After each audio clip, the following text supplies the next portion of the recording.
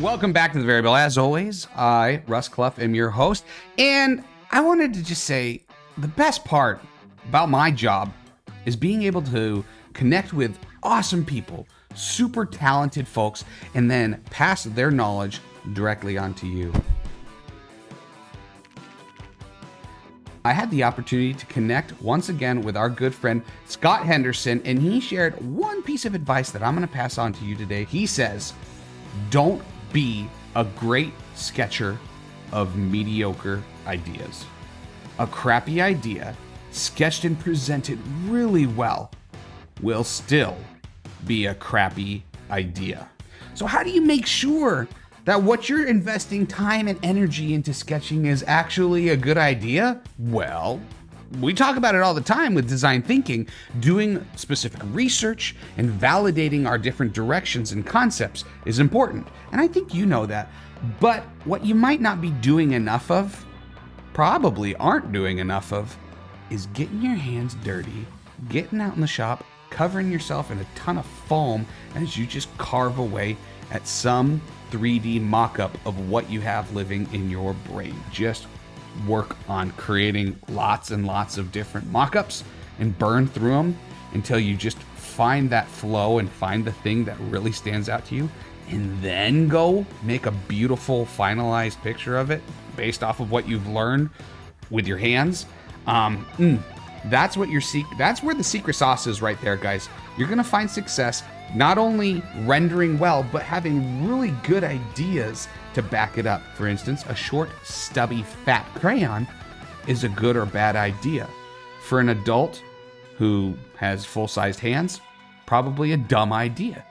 But for children with short, teeny, stubby hands and not very much dexterity, they grab it like this and it's a perfect idea. Making sure that you communicate when you're doing your presentations and showcasing your sketch who the end user is. If you can establish that clearly and what the purpose is, it will make a difference between what's dumb and what's not. One other thing that he sent me in a text message just the other day that I want to pass on to you is the following. He says, the key is not only to add new work to your portfolio now and then, it's to have so many new things that you can't decide which ones to add. The key is to be highly prolific. One project you might do that you think is an insignificant nothing could be a sleeper blockbuster or lead you into territory you never would have gone towards otherwise. Have so many balls in the air at one time that you forget what you threw up there and are surprised when one lands back down in front of you as an opportunity. So there you have it, guys. Food for thought for you. Get out there, create more, validate your concepts, and then just showcase them with all the sexy renderings that you possibly can. And do more. Crank out more stuff. Don't think that things are so sacred that I'm going to make one new project and I'm definitely adding it to my portfolio. Just chug through it. It's an iterative process. So have a ton of projects, throw them all up in the air, and you never know which one might just stick. All right. Stick around, guys. After this brief commercial break, we'll be back and be introducing today's guest speaker. Don't go anywhere.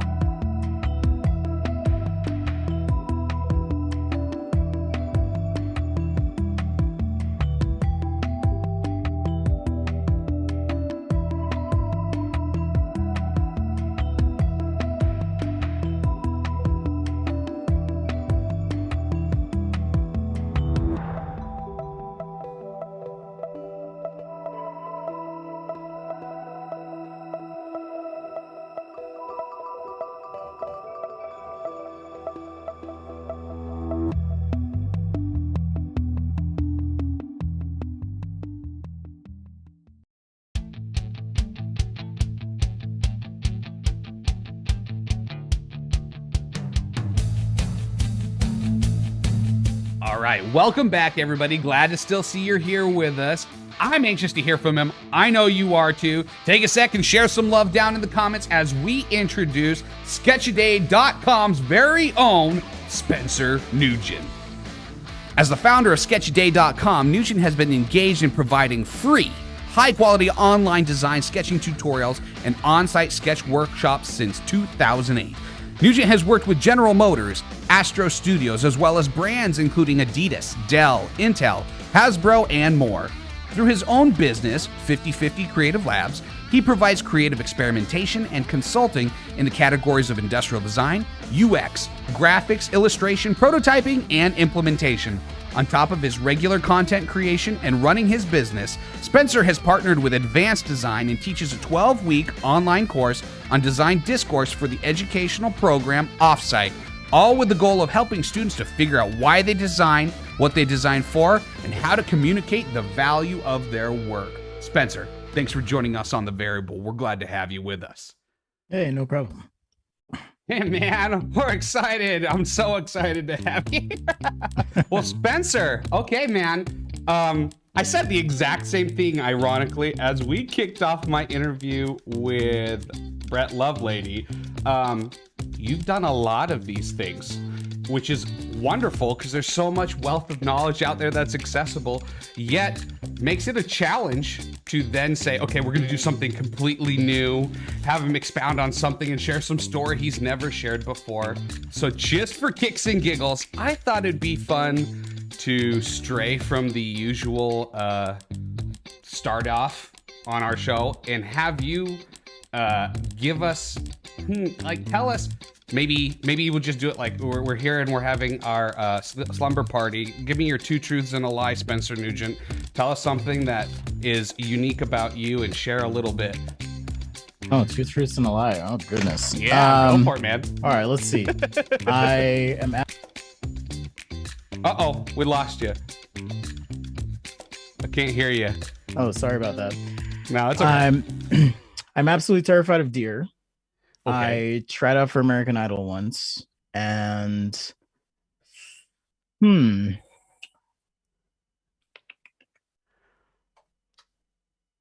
gosh, this one's definitely not the lie. Maybe it is. Maybe I'm being creative and thinking up a lie, right? Sure. Who and knows? I have 6 tattoos. 6 tattoos. Yes. Okay. So 6 tattoos. Absolutely afraid of deer, and you tried out for American Idol. Those are your 3 things. Yes. If you guys want to hit us up in the chat, see which one you think is a lie. But for the sake of brevity, tell us, Spencer, what's truthful about those a few things that maybe a few people don't know, and which one did you totally make up and you're BSing on? I did try out for American Idol. I didn't make it on the show, but did. I'm an avid karaoke singer. Sure. I love karaoke and singing music. I like making music for fun too.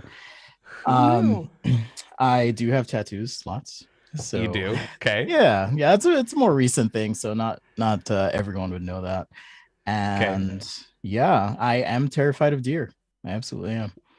So wait. Which one's the lie? Oh, wait a minute. Shoot, I didn't tell a lie. You told no lies. Okay. That's Technically, I have 1, 2, 3, 4, 5 tattoos. Not 6. Okay, yes. There you go, folks. There you go. That's what it was. Go. Boom. Spencer Nugent. 5 tattoos, not 6. I cannot tell a lie. Just kidding. I cannot tell a lie. No, that's great. Well, all right. Now to get back into, let's talk design here. We're excited to have you on and share your wealth of knowledge when it comes to that. To start things off, usually, stereotypically, whenever we're having a podcast like this, everybody asks you, all right, tell us how you got into design and what inspired you to do that. And full disclosure, folks, there's a lot of podcasts out there where Spencer shares his story in depth. So I have no qualms with you going and checking them out. But what I'd like to do is take a spin on that, Spencer.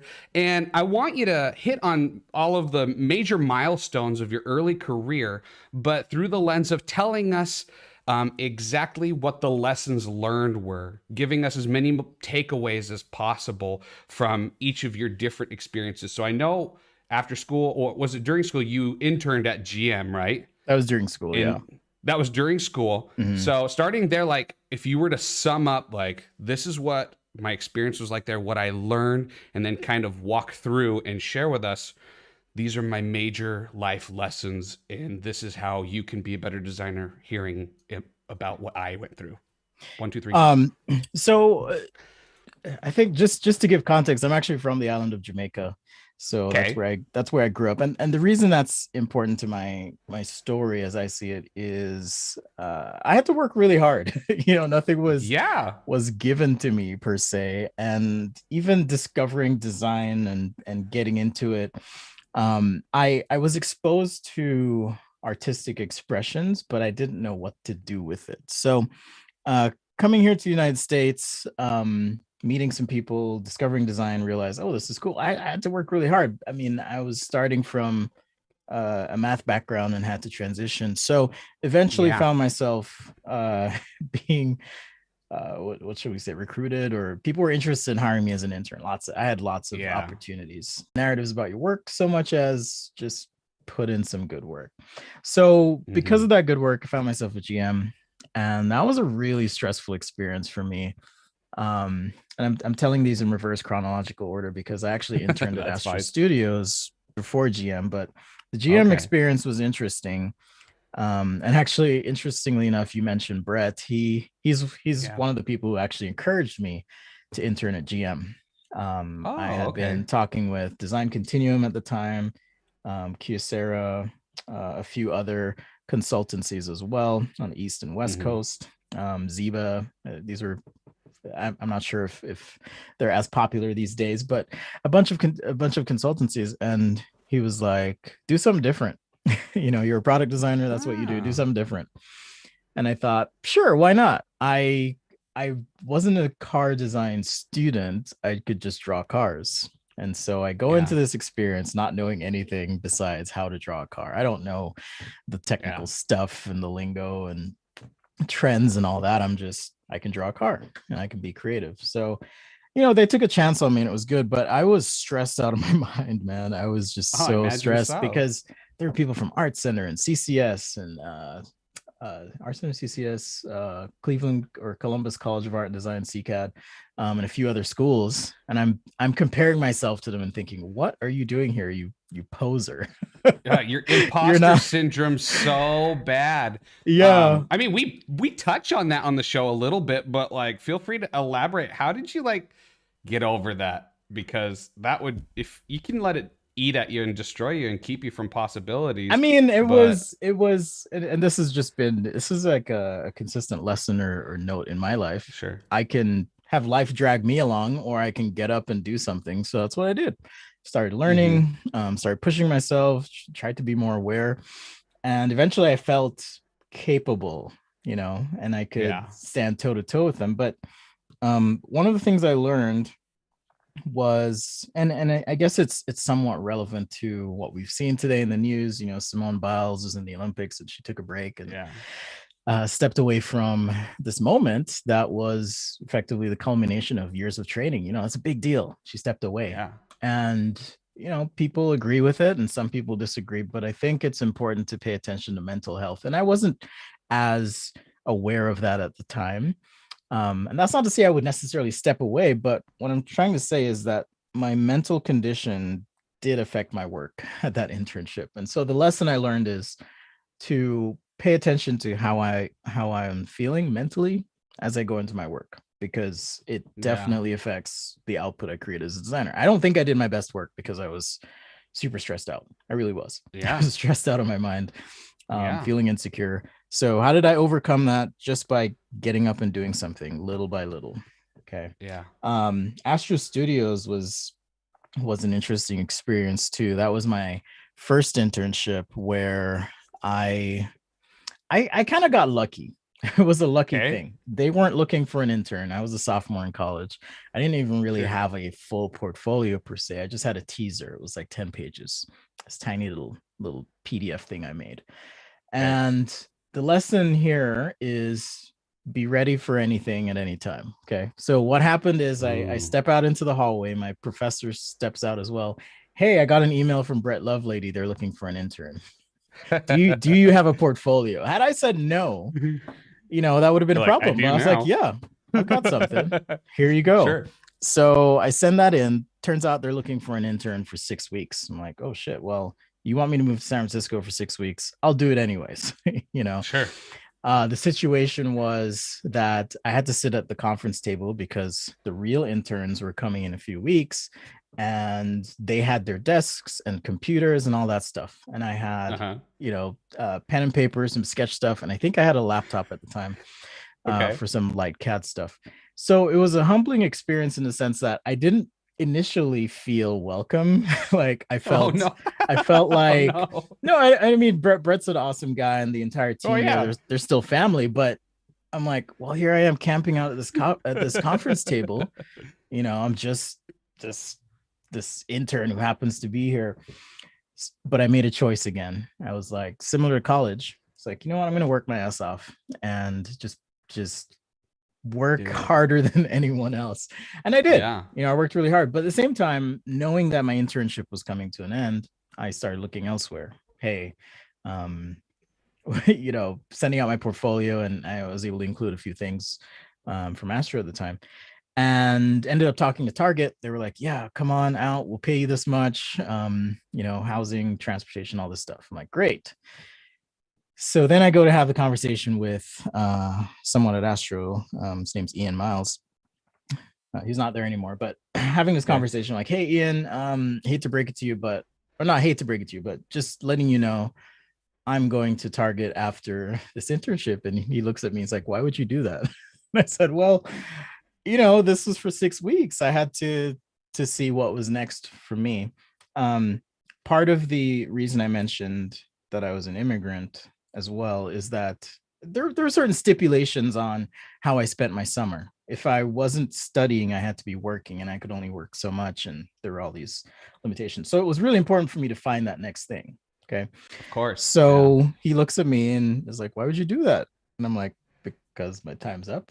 And he says, you can stay as long as you want. We love what you're doing. And I just thought, this is great. This is great. You're just like inside. So the two lessons there are be humble, I don't think the situation was punitive in any way or meant to shame me or anything, but I saw that I had an opportunity to work in San Francisco at this design firm who at the time had just come off designing the Xbox 360. It was a big freaking deal. And I just felt so lucky, right? But I wanted to work as hard as I could. A few other humbling experiences here as part of that internship where I was the bagel guy, and I had to do all the recycling too. So just be humble, work real hard, and good things will happen. Ooh, that's good. Okay. Well, I know. So that's cool. You had your internship. They said, stay as long as you want. We love what you're doing. You paid your dues, kind of earned your spot. I know, because I've heard other interviews with you, that Astro faced a hard time. Towards the end of your time with them, just the crisis, and they couldn't keep everybody, and there was like the glass room, as I remember. People were being pulled in one by one, and you're just like waiting for you to draw the short straw, and you're like, at some point it's going to be me, and it was. They had the hard conversation with you and said, I'm sorry, we're going to furlough you. And okay, so having gone through that experience and continuing this life lesson advice thing here, what would be your message to other struggling designers who have now found themselves in the same situation, given everything that's going on in the world with the pandemic and things being tough? Like, if you were in their shoes, what's your advice? And give them some words of encouragement here. Yeah, it's funny you mentioned the pandemic, because while everyone was freaking out, so I really want to swear. I swear a lot. While everyone was freaking out, I'm just like, what? What's the big deal? I mean, I've been here before. I've been in this situation where work's drying up and you don't know what's going to happen day to day. The writing's on the wall. Oh no. Yeah. So I took that in stride. The lesson from that, and to contextualize, and thanks for doing the research, contextualize this a bit. No problem. I'd only been out of school about 2 years. And a coworker and myself who worked at Astro, he's now at GoPro as one of the directors of design there, John Mullenkamp, and we decided to start our own business, starting a business 2 years out of school. So my advice, or what I learned, is it's going to be freaking hard. Just know it's going to be hard. It's not going to be easy at all. You're in for a world of hurt if you're going to do your own thing fresh out of school. But again, and I guess this is just a consistent lesson, we just worked really hard, swallowed our pride. There was a day we went knocking door to door in this local business park because, it wasn't industrial design work. We just wanted something. We had young families. Do you need a logo? To provide. Yeah, exactly. Seriously. And the funny thing is we didn't get any work from that, but it was a lesson in humility and determination and grit and just pushing through. And, whether the universe responded in some way or God, I don't know, but things started to move after that. But things started to improve for you. Okay. I would say, especially today, be resourceful, be flexible, try and stay sharp, learn, find what, find that thing that makes you wake up and go, I have to do this thing every day. Yeah. Whether that's a project, kind of like you mentioned in the introduction, having enough things up in the air, but just have some curiosity, some hunger, some passion, something that's going to keep moving you forward. If you get stagnant, you're going to be left behind. Yeah. It's a cutthroat business that we're in, but that's what kind of makes it fun. I don't know how else to put it. It's like if it were easy, anybody could do it, but we are designers. So if you're struggling, wear that badge of honor, guys, because you can kick butt and do a great job. Okay. Well, continuing, I want to hear a little bit more about, so you were at ground zero, you and your buddy are starting a business, which 2 years out of school, when you think back on it now, you're like, ooh. I mean, the other option was, sit on our hands and kind of wait for this furlough to be over. Did we know if it was good? There's just a lot of uncertainty. And again, I don't know if you have kids or a partner, but when you get to that stage in life, your priorities shift a lot. Yes. And there is almost this imperative to do something. So that felt like something we wanted to experience in life, but also it felt like a good time, even though it probably sounds crazy. And interestingly enough, with the pandemic, I actually had left my corporate job right before the coronavirus showed up. And I thought to myself, oh, here we go again. Oh, man. You're just like, crud. Okay. Lots of things to take from that. All of us should just, if I'm repeating everything that I've heard, work hard, work your ass off. Just get out there, nose to the grindstone, get to the point. I think that my lesson from that too is like, don't be fazed by life just getting tipped upside down, and always have that next thing that you're churning out and working on. To segue into our next thing, I want to hear about, that was our past. Now let's talk about the present. What do you got going on, Spencer? What are you cranking on right now? I know. So just to reference, give you a couple ideas of things you might touch on. You've been doing lots of stuff with America by Design. I remember watching an interview that you had with Scott Henderson, a buddy that we referenced earlier.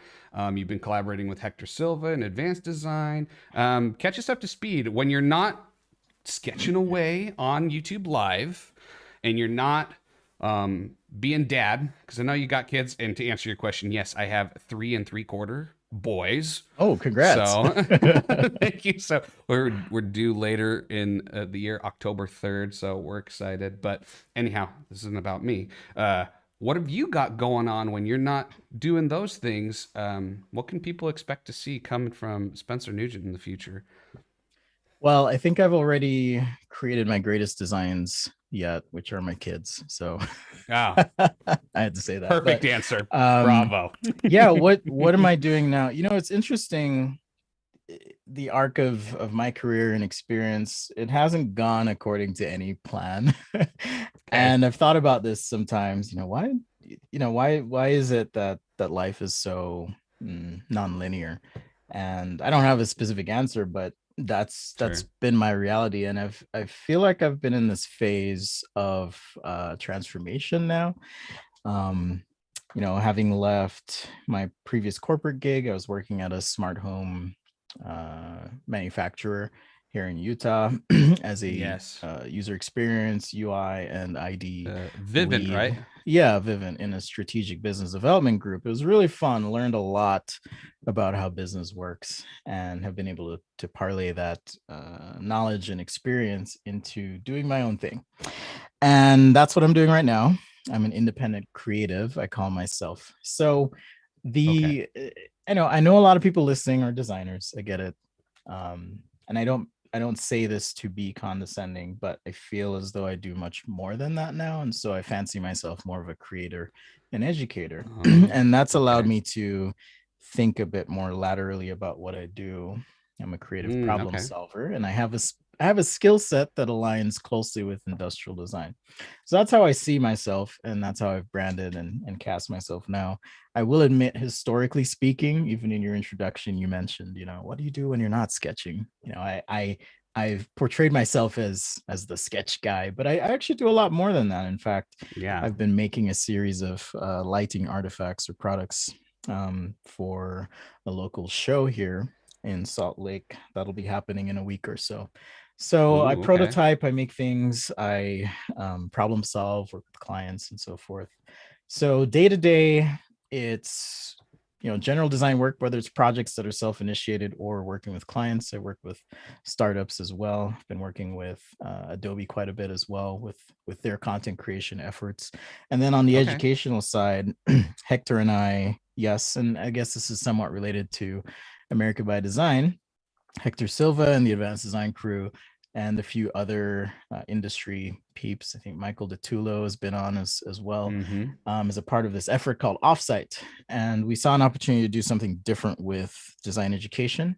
And on two fronts. One is getting people into proper design institutions, at least giving a precursor or some initial education to those who may not be as experienced with industrial design. And on the Okay. other hand, also a bridge course, if you will, between what you may have learned in college and the real world. So I teach two courses Ooh. there, one on prototyping and creativity, and the other on it's called Design Discourse, which it's kind of a weird course.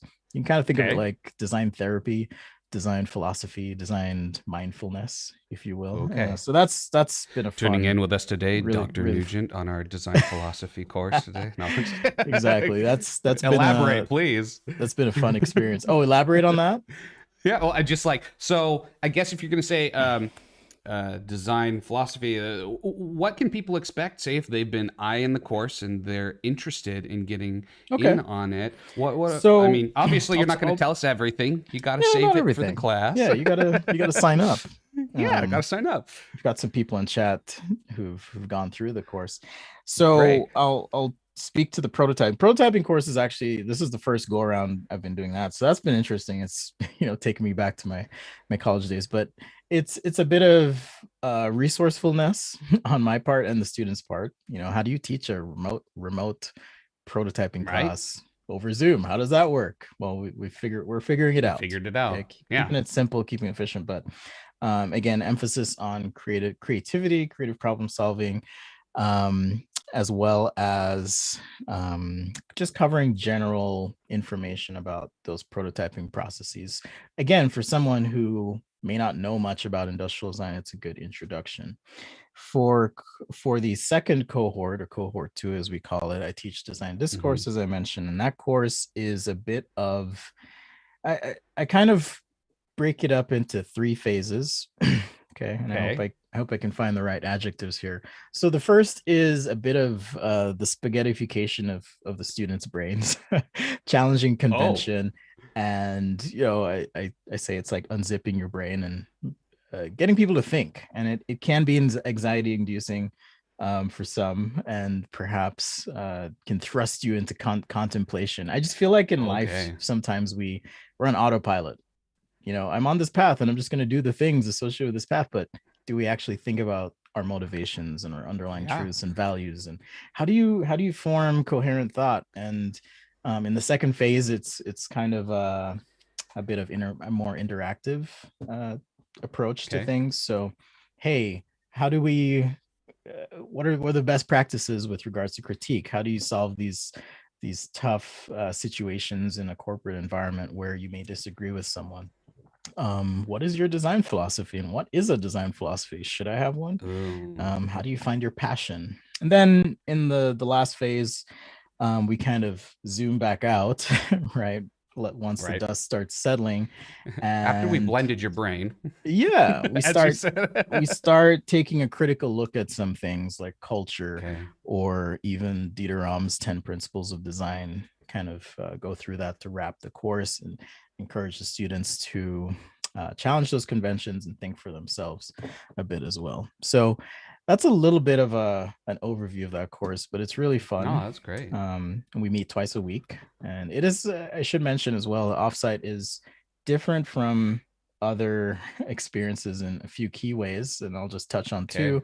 Touch on them. One is building community, because we actually do, and I guess these points go hand in hand. We do live classes, and we have an online community where the students can bond and get to know each other and build friendships and associations. We have a mentorship program, so each participant is assigned a mentor, a professional who can help answer questions and guide their process as they level up as designers. Mm-hmm.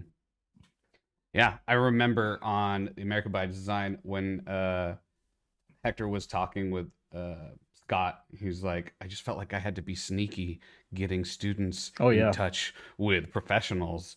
And love Scott as I do. I Yeah, laugh. It's like it's like traditional. design espionage, and I'm like, good job with the witty pun there, Yeah, that was a Scott. fun experience recording with Scott and seeing behind the scenes. And I forgot Sure. his last name, but the producer Mike was awesome as well. Great. um but yeah, we just wanted to do something different. Traditional academia is fairly rigid and Yes. established, and so just seeing that opportunity to be flexible, be adaptive, be um innovative with our educational approach, we thought would be a good thing. And so No, that's far, great. so good. Yeah. Oh man. Well, and you've touched on a number of things. And we on the variable are there's a couple things that we're trying to embrace and do as well. And I'd love to hear your thoughts on it. Like you said, education, formally, we have like our rigid syllabus of stuff that we're hitting on and we're touching on. And just like you mentioned earlier, there's kind of like the hard skills and then there's everything else. And you mentioned a few things, but what would you say are some of the main top things that students need to focus on? Say they're finishing graduation, they're analyzing the hard skills that they have, but they're like, okay, what are the other X factor things that they gotta have in order to get that foot in the door once they've graduated? Yeah, now you're asking for all my secret sauce. Oh, okay. Well, if it's too secret, then we'll tell everybody go sign up. And Well, maybe I missed this part of the question, but I guess if you're talking about fresh out of school as opposed to midstream in career, it's a little bit different. So I'll Sure. speak to being fresh out of school, and maybe this will be controversial. Maybe it's a little older thinking, but as someone who's interviewed many junior designers and hired and placed designers as well, I'm less interested about your philosophy or strategic thoughts with regards to design. I can Ooh, this is appreciate good. a broad awareness of the Okay. components to design, but I'm hiring you to do work. I'm not hiring you to think at this point. That'll come later, and those are things that you Mm, can learn. So I would say still, I still stand by this. Just make sure you have as sharp a skill as possible.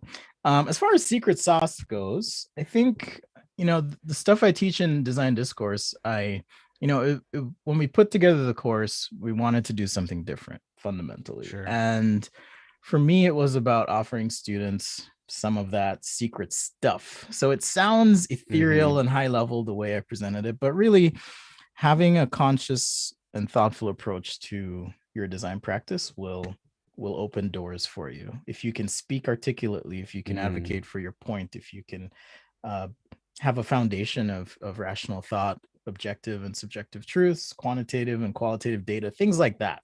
If you can add that to Mm-hmm. your, kick-ass skills that you Yeah. honed in school, it's gonna set you apart from so many people. And I'm not saying, hey, I'm here to think strategically. It's, hey, can I operate in this environment and communicate and have cogent thought and be not swayed emotionally always, but present some coherent idea. That'll Mm. take you far. Of course, hard work as well, since we've been hammering on that theme. Yeah. Work hard. So, continuing on working hard, I know personally balancing everything that you've got going on in your 9 to 5, or if you own your own business, you set your own hours, but anyhow, we'll Yeah. call it a 9 to 5. When you're going in that, and then you've got dad duty as well, and other responsibilities to a significant other, and just the list keeps getting longer and longer and longer and longer, and the anxiety is slowly building. Everything you got to do. What's your strategy for staying on top of it, checking all the boxes, and having that balance that you're looking for? Yeah, you touched on a few things about life that are important, and you get it. Yeah. Kids and being able to provide stability. Right. I'm actually a full-time single dad, so on top of being a parent, it's like always being a parent, minus the summer. They hang out with their Sure. mom. Um, so as far as maintaining balance and not getting burned out, that's how I'll cast this. I think it's important to keep some for yourself, some time, some space, some energy, some fun. Like don't get lost in the mix. It is hard as an independent creative. You say, yeah, you can set your own hours, but if you can set your own hours, sometimes it means that you're working 16 hours in that day, or Yeah. just catching 3 hours of sleep because you have a crunch or a deadline or whatever. Yeah. So it's important to be aware. And what's helped me is just reminding myself it's okay to relax. It's okay to take a break. I'm one of those It's people okay. who once I start, it's really hard for me to stop. And especially if I'm passionate about something. So I have to remind myself to, pump the brakes from time to time and just chill. As far as Right. managing my time, I try to think big, but also, Sure. which I think will relate to one of your questions later. I'm guessing. Okay. Okay. Think big, work small. Okay, so I like Okay. to kind of have big ideas, but if I have a big objective, it's about doing little things along the way, so that I'm not Mm-hmm. feeling overwhelmed. Um, I don't do this every day, but oftentimes I'll make a list of 3 things I want to accomplish.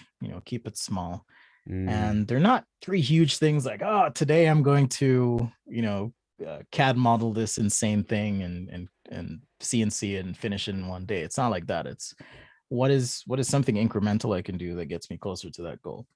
um and then you mentioned as well, I guess related to providing for kids, yeah, you gotta make some money. So how do I do that? Yeah. um I have adopted a policy, which is I like to say no to make room for the right yes.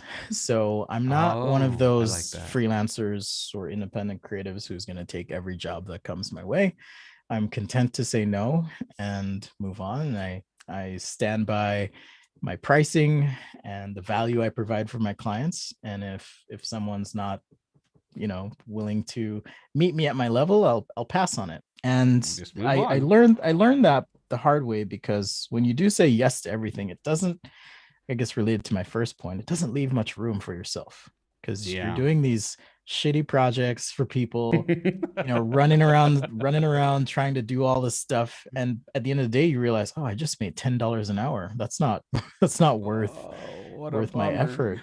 So you got to be able to say no. I think that's important. And for me, that's Mm. that's helped me maintain some balance in my approach. But you're right, like it is difficult. It's really challenging, but it's really Yeah. fun. I don't work Yeah, it every day. is. I don't work Yeah. every day, which, that's also something you can do as an independent creative. You can say, hey, every Wednesday I'm taking the day off, And then you do. and so far that's been good for me. Good, man. Okay. So, we've talked about where you've been, where you're at now, things that you do, tools in your arsenal for being successful currently. Now, as we get ready to wrap up our interview segment and transition over to Q&A, I want to ask you, where do you see Spencer Nugent in another 5 years? What's the vision? You kind of touched on that high in the sky thing that you're shooting for that keeps you going in the day-to-day grind. What is that, and how can we all help make that happen for you? One of the, I think, key qualities of a good designer is to have a high tolerance for ambiguity, and I live in the ambiguous. So Okay. that is where I'm at right now. I am currently enjoying this path as an independent creative, and I see myself pushing forward on this path. My hope is to expand my efforts. Just by way of information as well, my sister, who happens to be my neighbor, Oh, that's great. not next door, but Oh, okay. two blocks away. 2 blocks away. Okay. Yeah, close enough. She's also a creative, and we do a lot of creative things together. That's part of Sure. this 50-50 design thing that I do. Right now, it's just me, but eventually we're hoping to actually build out some sort of studio effort. I'd like to Ooh. continue to expand my creative pursuits, not limit that to just industrial design. I find myself excited by artistic expression. Design is kind of a mix of, I think, art Sure. and science, and oftentimes it's at the service of others. But I think, and younger designers kind of do this sometimes too, where with their work it's self-serving or perhaps self-reflective, but that's not really the place for it. So what I'd like to do is carve out time and space to be more artistic, to lean into those projects that are either self-derived or commissioned, but have a tremendous amount of flexibility.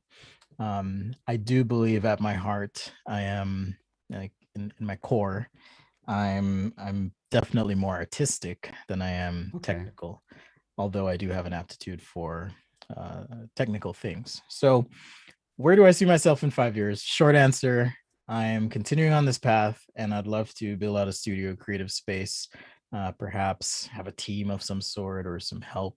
That's certainly been a bottleneck for me. Your email inbox is going to blow up, man. It's certainly been a bottleneck for me. And, every now and then I'll text a friend of mine and be like, man, maybe I need to hire that person after all.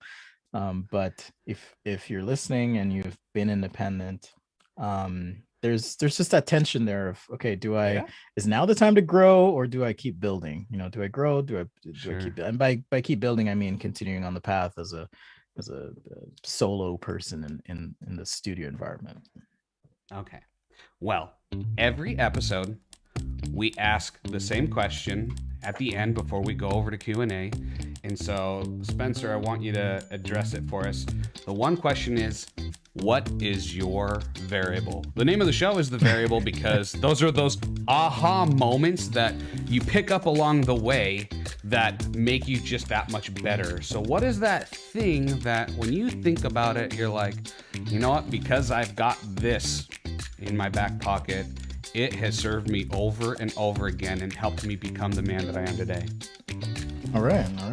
That's a great question. I could take this a number of ways. I have many variables, but the one that comes to mind is, and maybe this will shock our listeners. I don't think my superpower is being a good designer. I think the thing that I'm really good at is understanding systems, how things work. I have an aptitude for learning, a hunger and thirst for learning. Like, that will take you so many places, because there are going to be opportunities and situations in life, especially if you're a younger designer, where someone's going to ask you to do something and it may be outside the scope of what you do, and you have a choice to make. Am I going to learn to do this thing, or am I going to say no? Okay. Yeah. And I've had so many instances where I have said yes, and I've been able to tap into that ability, that love for learning, right? Have a love for learning, be a sponge, be hungry. That is my variable, because if Mm. something's interesting enough to me or I'm curious about it, I'm going to do everything I can to learn and be an expert in that thing as quickly as possible. And that's made a huge difference for me. So it's not just about sketching, it's not just about making stuff, or hey, I'm a really great researcher. It's, do I have the capacity to learn and be curious enough about something? And that's again opened doors and presented opportunities for me. Yeah. Ooh. Good advice. Okay, everybody. I'm going to give you an opportunity. You can throw some questions down in the chat here on Zoom as well. If you're joining us, throw your questions in here. We're going to take a quick commercial break. When we come back, we're going to open up the lines and give you an opportunity to talk directly with Spencer Nugent. Don't go anywhere.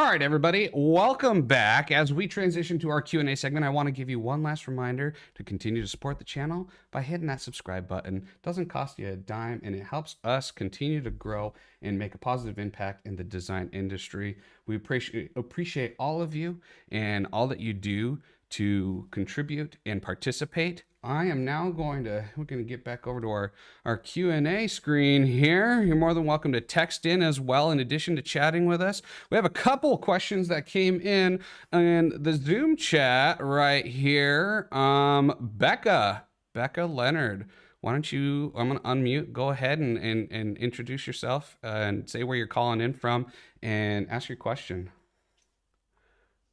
Hi, I'm calling in from Phoenix, Arizona. And my question for Spencer is, in the design world today, what skills do you feel are the most important to sharpen? So for students that are just coming out of school or trying to get into the design realm, what is the thing that we should be focusing on? Hey, Becca, good to see you. Becca was a part of Offsite back in the day. So fun. This is a great question. What skills to sharpen?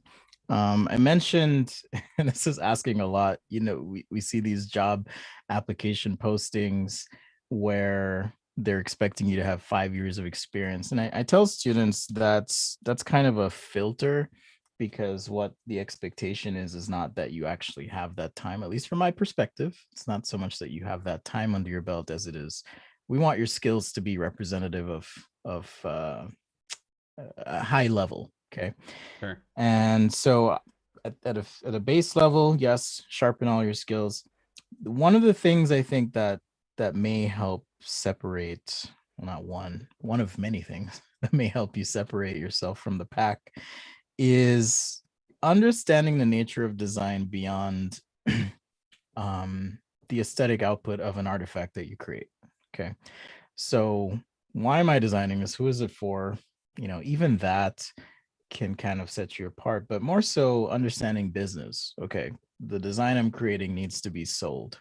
Okay, and there's a lot of factors there. And I didn't come up with this, but you may have heard the framework of desirability, feasibility, and viability. So understanding how a business works. Okay, what are the levers that a business can pull to increase the adoption of this product? Even researching and thinking about those things. It might be a lot to ask of a junior designer to be able to speak articulately and jump into that conversation. But even being aware of it is going to help. Okay. Some of that comes from experience. But I would say sharpening your understanding of business, sharpen your mechanical chops. Don't just pump out ideas and say, oh, the ME will figure it out, the EE will figure it out. Let's, you kind of have to be a little bit of an expert, You kind of have to have some knowledge in everything as a designer, because you're going to be working with a lot of different people. Okay.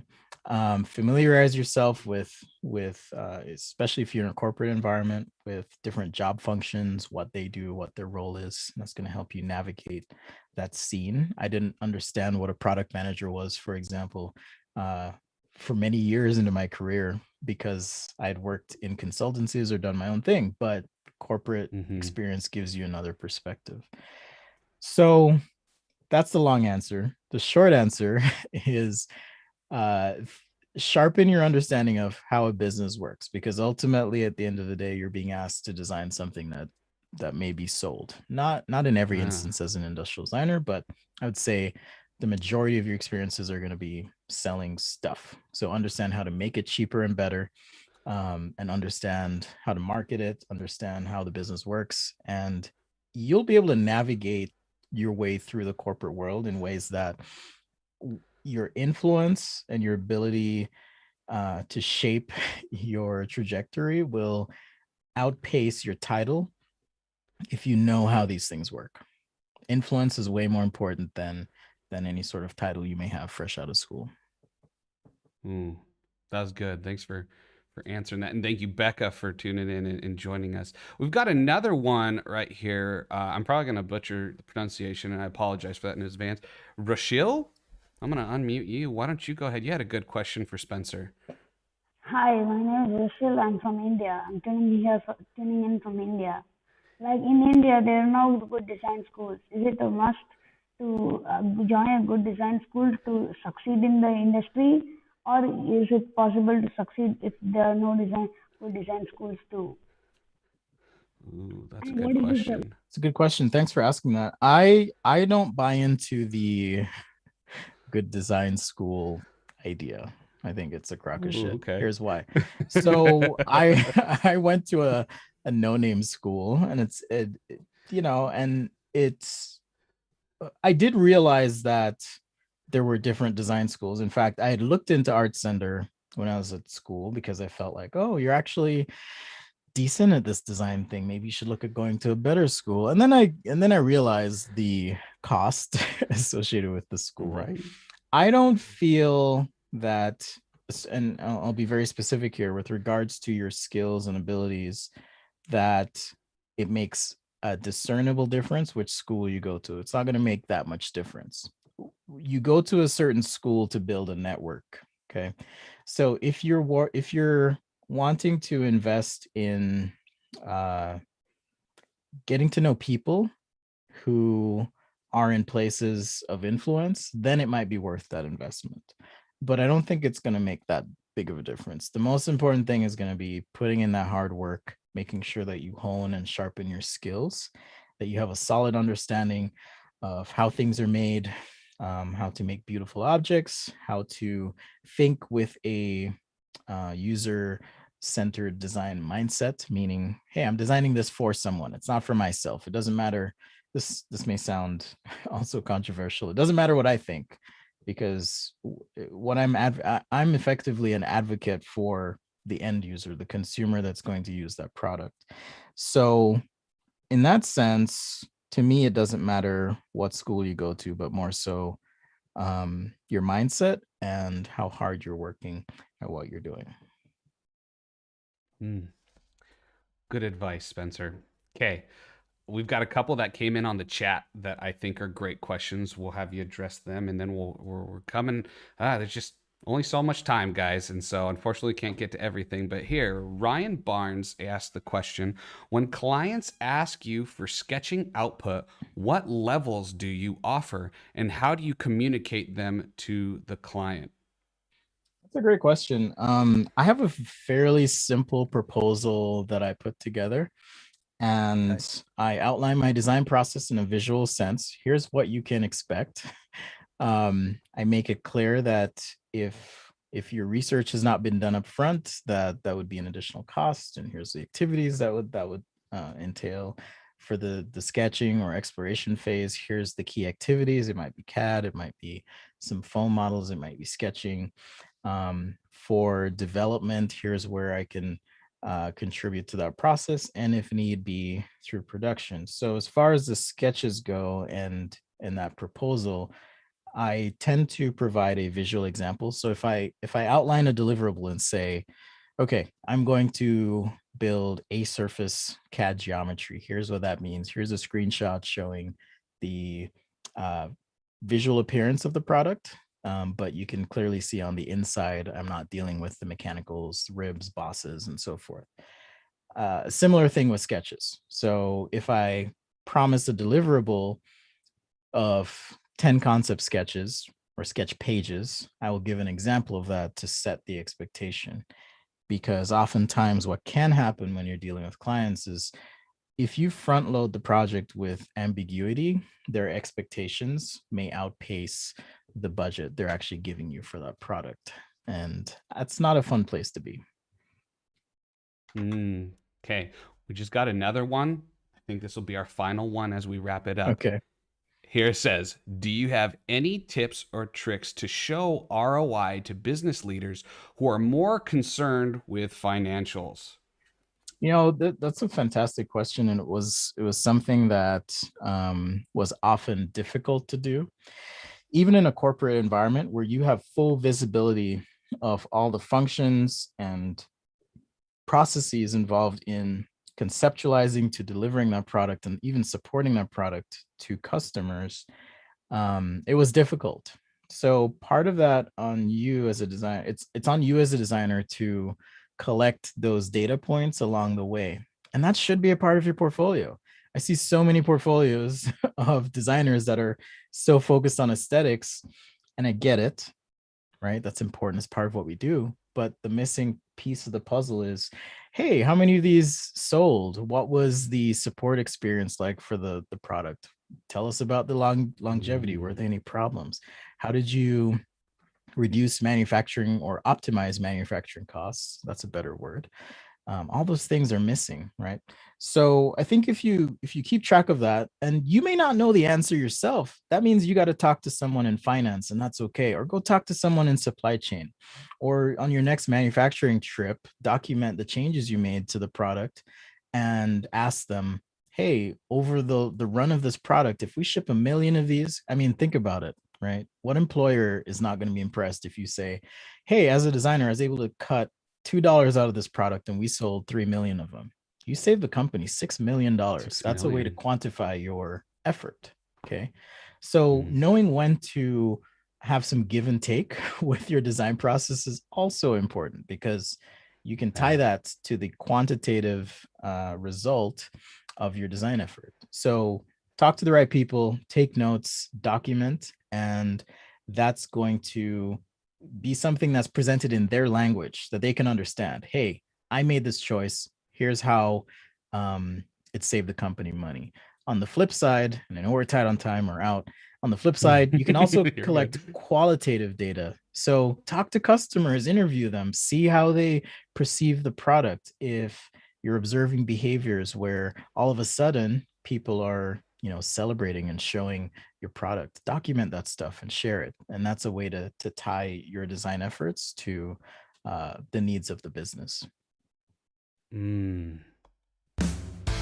All right. Spencer Nugent, everybody. Thank you for joining us on The Variable today. Man, we're just glad that you joined us, shared all kinds of knowledge, lots of takeaways. We are anxious to see how the next 5 years unfold.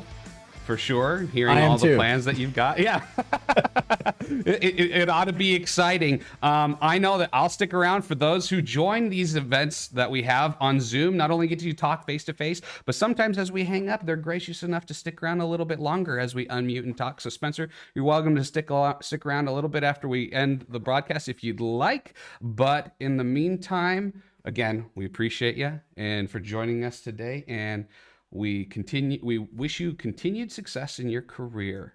Thank you. No problem. All right, everybody, stay in touch, and we'll see you around.